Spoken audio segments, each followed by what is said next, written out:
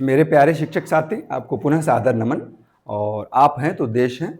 आज फिर से मैं आपके समक्ष उपस्थित हूँ और कुछ नया चीज़ लेकर के।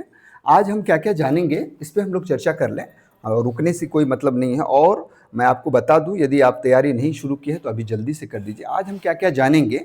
आज हमने ये सोचा कि यदि मैंने सी टेट या यूपी टेट पे 100 वीडियो बनाता हूँ और 100 वीडियो में यदि मात्र मैं 30-30 मतलब प्रीवियस ईयर क्वेश्चन या उससे रिलेटेड क्वेश्चन मैं आपको देते रहूँ, तो आपके पास 3000 क्वेश्चन का सेट हो जाएगा। और 3000 का सेट हो जाएगा तो मतलब आप कोई भी एग्ज़ाम में फिर वो रिपीटेशन होगा और आप एग्ज़ाम को अच्छे से क्रैक कर लेगा, सब सही होंगे आपके। इसलिए मैं क्या क्या करने वाला हूँ, आज हम लोग पाठ्यक्रम को विस्तार से जानेंगे।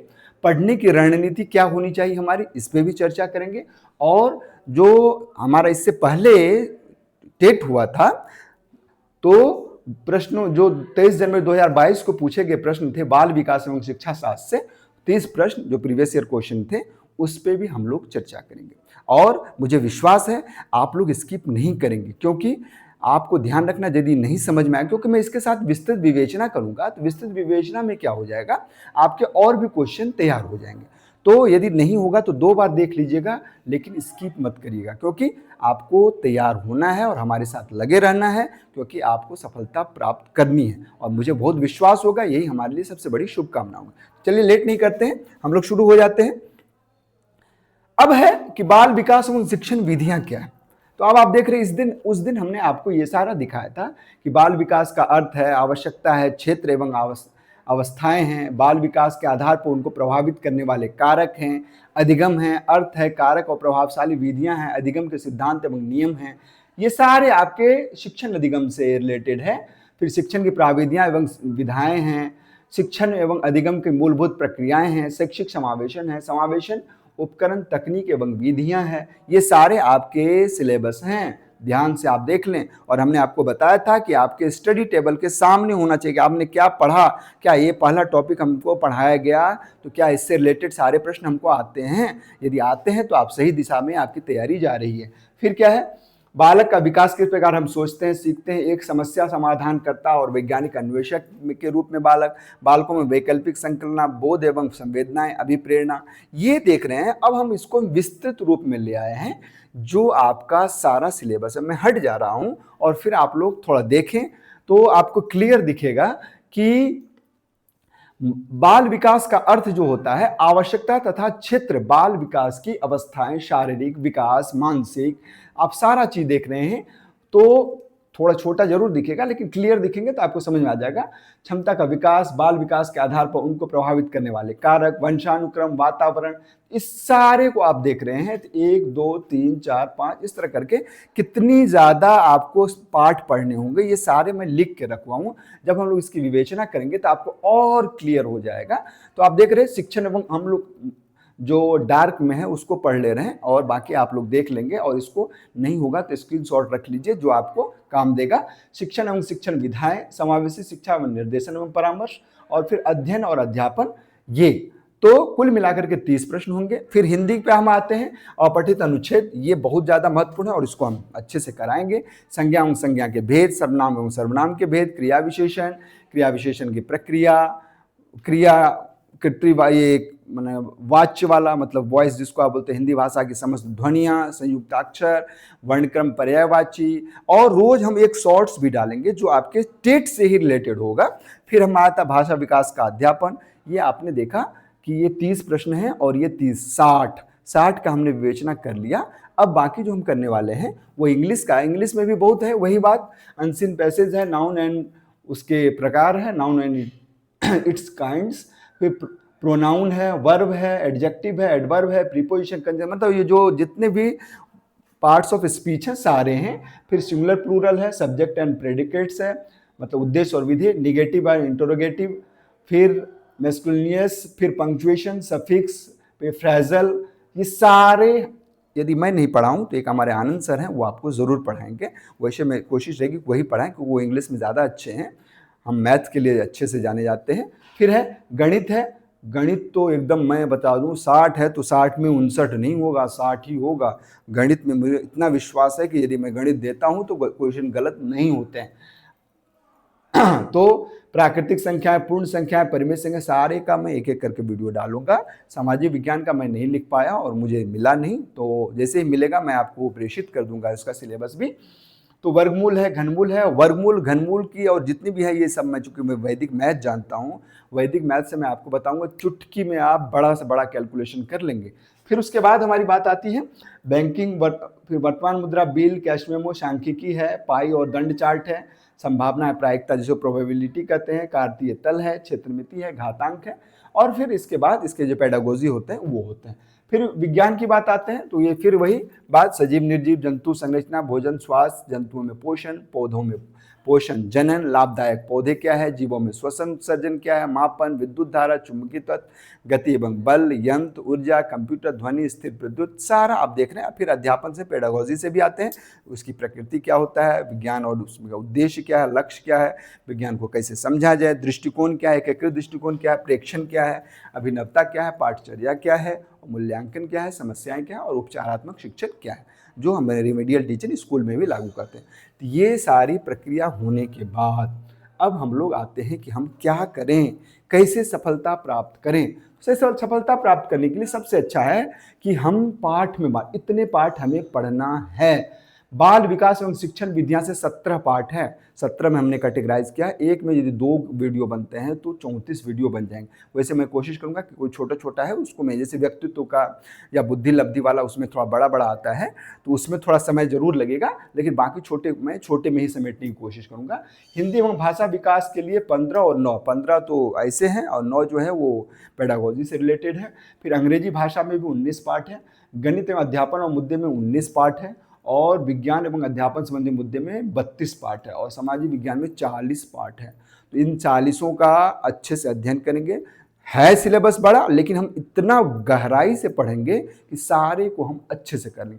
तो ये आपका एक छोटा सा रोड मैप है, जिसके सहारे आप उसी रोड के सहारे, जैसे मुझे दिल्ली जाना होता है तो मैं यहाँ से लखनऊ जाता हूँ, और लखनऊ से जाने के बाद ट्रेन करता हूँ, और ट्रेन से फिर मैं जाता हूँ, या लखनऊ जाने के बाद मैं एयरपोर्ट से और फिर जा सकता हूँ। इसी तरह ये एक रोड मैप है। इतने पाठ आपको पढ़ने हैं, तो जुड़ जाइए। अब हम लोग, जो हमने आपसे वादा किया था कि 30 प्रश्न का हल हम आपके सामने कराएंगे, और मुझे विश्वास है कि ये 30 प्रश्न आप कभी स्किप नहीं करेंगे, बार बार देखेंगे, ताकि आपका जो स्मरण है, जो आपकी बौद्धिक लब्धि है, वो बढ़ जाएगी। तो चलिए हम लोग क्वेश्चन पे आते हैं, जो 2022 में पूछा गया था उसी के बाद है। देखिए, इस तरह के प्रश्न होंगे आपके।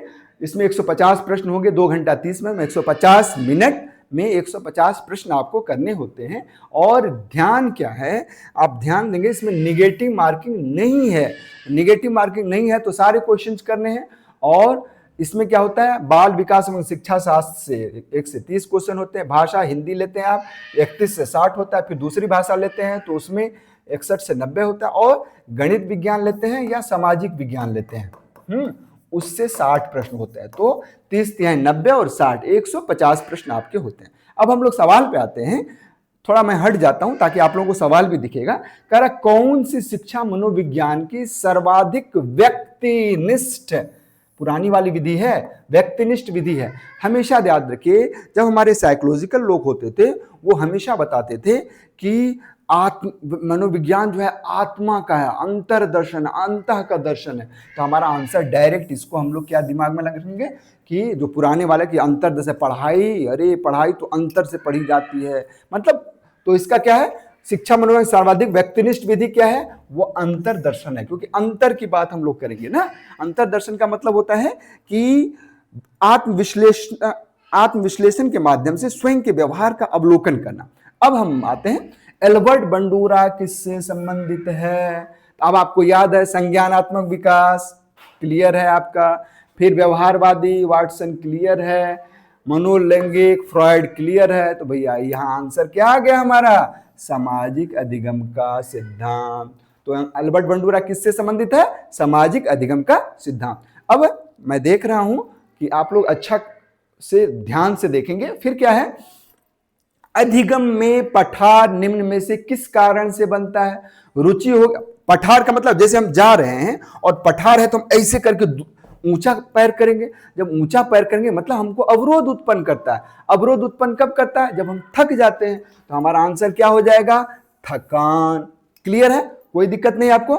फिर हमारा नेक्स्ट है कि दर्पण चित्त परीक्षण किसे मापने हेतु प्रयुक्त होता है?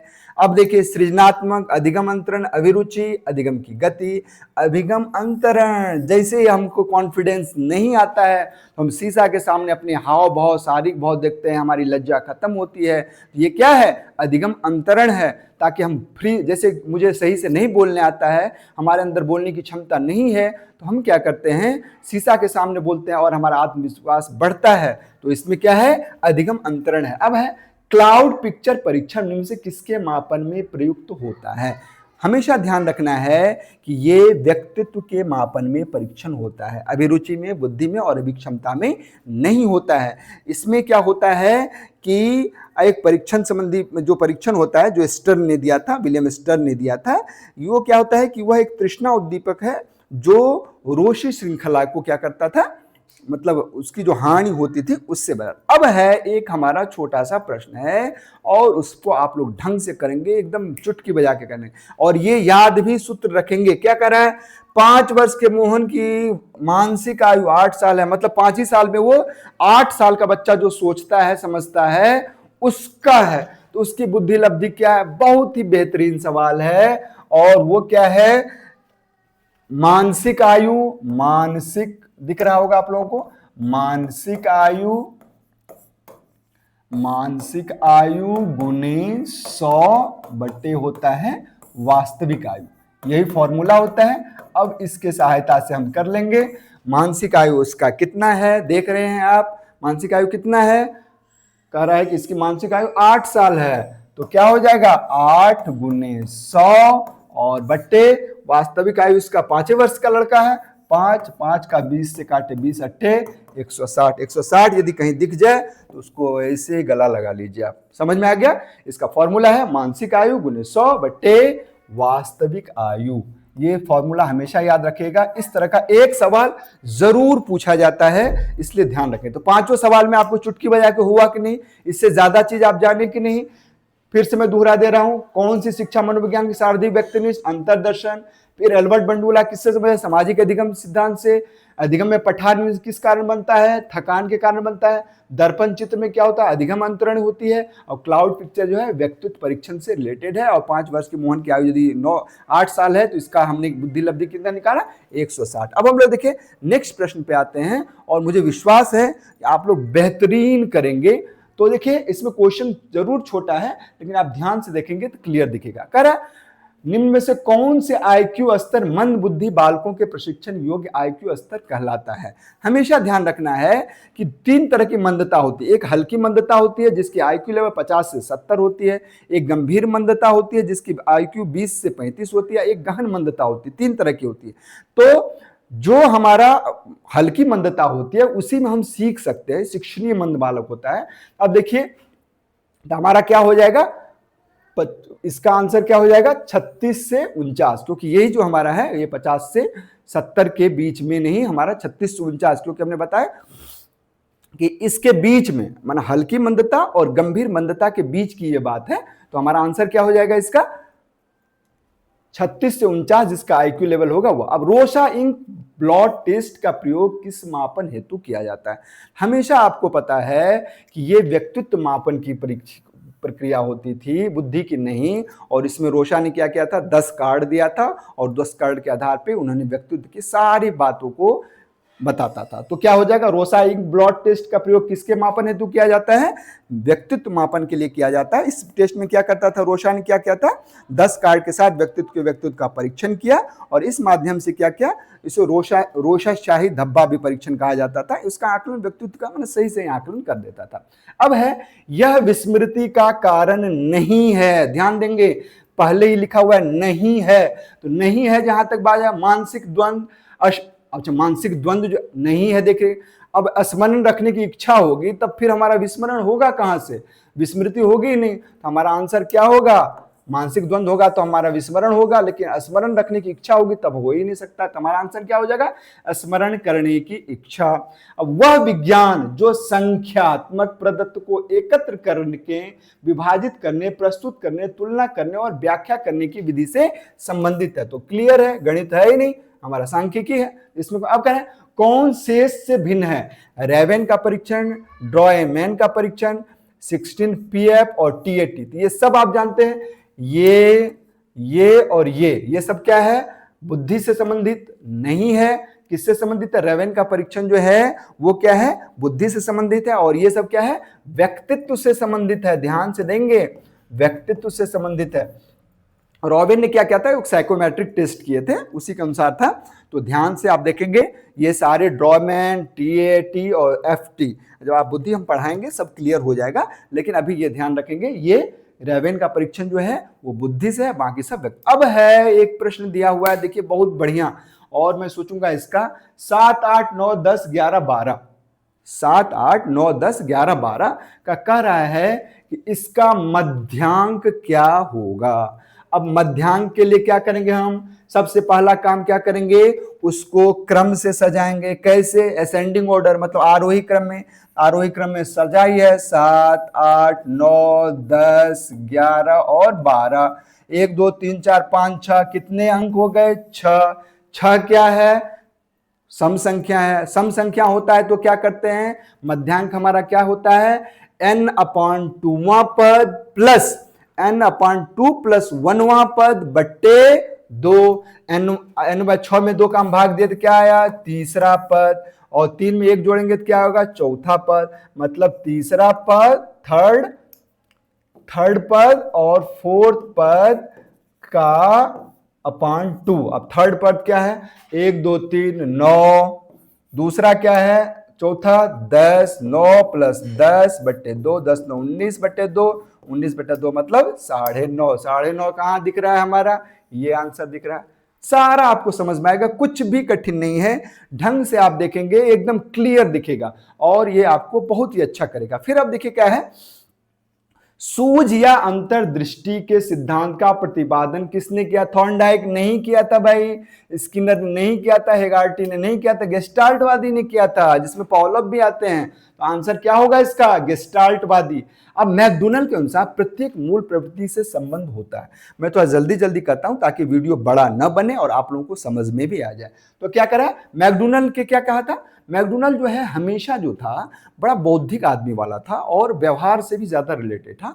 उनका जो कहना था, हमेशा ध्यान रखना है, वो संवेग से। उन्होंने क्या किया था? संवेग के लिए 14 नए आयाम दिए थे। उन्होंने कहा था कि ये संवेग का कारण होता है, संबंधित संवेग होती है, ये कुछ मूल प्रवृत्तियां होती है, जैसे पलायन है भय होगा, युत्सा है क्रोध होगा, निवृत्ति है घृणा होगी, जिज्ञासा है आश्चर्य होगा, फिर शिशु रक्षा है वात्सल उमड़ेगा, शरणागति है विवाद होगा, रचनात्मक है संरचनात्मक भावना आएगी, संचय प्रवृत्ति है तो स्वामित्व की भावना आएगी, सामूहिकता है तो एकाकीपन आएगा, काम है तो कामुकता आएगा, आत्मगौरव है तो श्रेष्ठता की भावना आएगी, दैन्य है तो आत्महीनता आएगी, भोजन है भोजन अन्वेषण की बात आएगी तो भूख होगा तभी भोजन अन्वेषण होगा, हास है तो आमोद प्रमोद होगा। ये इस तरह 14 दिए थे उन्होंने, मैकडोनल्ड ने। तो हमारा आंसर क्या है इसका? हो जाएगा संवेग का होगा। अब पूर्व अनुभव के आधार पर संवेदना को अर्थ प्रदान करना क्या कहलाता है? अभिप्रेरणा नहीं, कल्पना नहीं, संवेदना नहीं, ये क्या कहलाता है? प्रत्यक्ष ज्ञान कहलाता है।